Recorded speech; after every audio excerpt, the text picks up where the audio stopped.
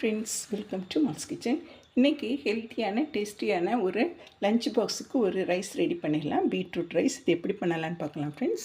Basmati rice எடுத்துக்கோங்க. ஊற்றி 2 தடவை கழுவிடுங்க. 2 தடவை நல்லா கழுவிட்டு தண்ணி ஊற்றி ஒரு 10 நிமிஷம் ஊற வச்சு எடுத்துக்கலாம். பேன் வச்சுக்கோங்க. இல்லை 2 கப் தண்ணி ஆட் பண்ணிக்கலாம். அரிசி நம்ம 10 நிமிஷம் ஊற வச்சுருந்தோம் இல்லையா, இதை ஆட் பண்ணிக்கோங்க. தண்ணி கொதிச்சோடனே நீங்கள் ஆட் பண்ணிங்கன்னா ஒரு 5 நிமிஷத்தில் இந்த ரைஸ் நமக்கு சீக்கிரம் வந்துடும். உப்பு மட்டும் கொஞ்சம் ஆட் பண்ணிக்கோங்க.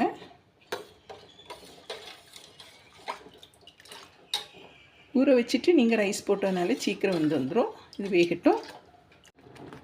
பாருங்க, அரிசி நமக்கு இந்த அளவுக்கு வேக வச்சு எடுத்துக்கிட்டால் போதும். இதை நம்ம வடிகட்டி எடுத்துக்கலாம். ஒரு 1/4 டீஸ்பூன் மட்டும் எண்ணெய் ஆட் பண்ணிக்கோங்க. ஒரு ஸ்பூன் கடலை ஆட் பண்ணிக்கலாம். வேர்க்கடலை வறுத்து எடுத்துக்கலாம். ஒரு ஸ்பூன் கடலைப்பருப்பு ஆட் பண்ணிக்கோங்க. உளுந்தம்பருப்பு ஒரு ஸ்பூன் ஆட் பண்ணிக்கலாம்.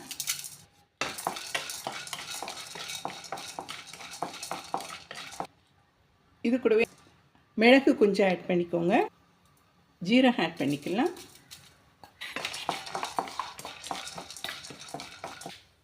கருவேப்பிலை கொஞ்சம் ஆட் பண்ணிக்கோங்க. இது நல்லா கிறிஸ்பியாக வறுந்த பிறகு மிக்சியில் இதை பொடி பண்ணி வச்சுக்கலாம். நல்லா கிறிஸ்பியாக வறுத்து எடுத்துக்கோங்க.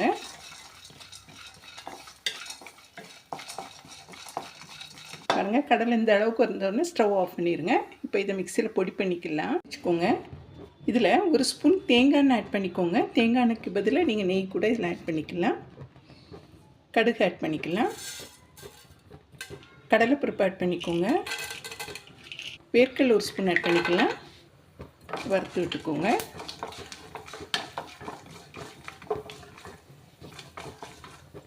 பூண்டு ஒரு 5 பல் பூண்டு பொடிசாக கட் பண்ணி வச்சுருக்கேன். இதை ஆட் பண்ணிக்கலாம். உங்களுக்கு தேவைக்கேற்ற மாதிரி கேஷ்நட் ஆட் பண்ணிக்கோங்க. நான் இன்றைக்கி 7-8 கேஷ்நட் ஆட் பண்ணுறேன். பாருங்கள், கேஷ்நட் பூண்டெல்லாம் நமக்கு நல்லா வதங்கி வந்திருக்கு. இந்த ஸ்டேஜில் கொஞ்சம் வெங்காயம் ஆட் பண்ணிக்கோங்க. வெங்காயம் கொஞ்சம் ஸ்லைஸாக கட் பண்ணி ஆட் பண்ணிக்கலாம். கருவேப்பிலையும் ஆட் பண்ணிக்கோங்க.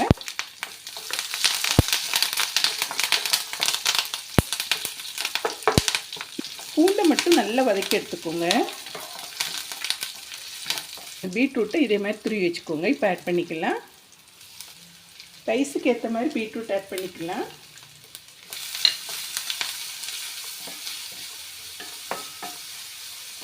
இதுக்கு தேவையான அளவு உப்பு ஆட் பண்ணிக்கோங்க.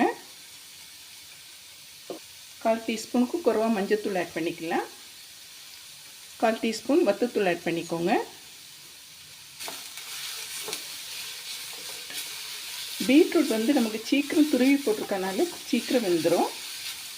அதனால் ஒரு ஸ்பூன் மட்டும் தண்ணி இதில் ஆட் பண்ணிக்கோங்க. சிம்மில் வச்சு ஒரு 2 நிமிஷம் கழித்து நம்ம அடுத்து ரைஸ் ஆட் பண்ணிக்கலாம்.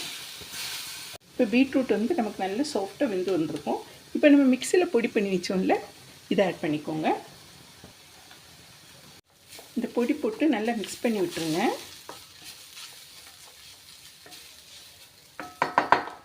ரைஸ் வடிகட்டி வச்சோம்ல, இதை ஆட் பண்ணிக்கலாம். ரைஸ் இப்படி உதிரியாக இருக்கிற மாதிரி நீங்கள் பார்த்துக்கோங்க. ஜென்டிலாக மிக்ஸ் பண்ணி விட்டுருங்க.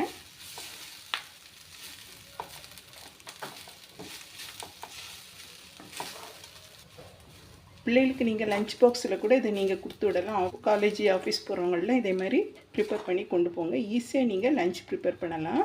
இந்த பீட்ரூட் ரைஸ் நமக்கு ஹீமோக்ளோபின் அதிகரிக்க ரொம்ப ஹெல்ப்ஃபுல்லாக இருக்கும். ப்ளஸ் ரத்த சோகை இருந்தால் கூட நமக்கு கிளியர் ஆகும். இதே மாதிரி நீங்கள் பீட்ரூட் ரைஸ் ப்ரிப்பேர் பண்ணி சாப்பிடுங்க ஃப்ரெண்ட்ஸ். இப்போ இதை பிளேட்டிங் பண்ணிடலாம்.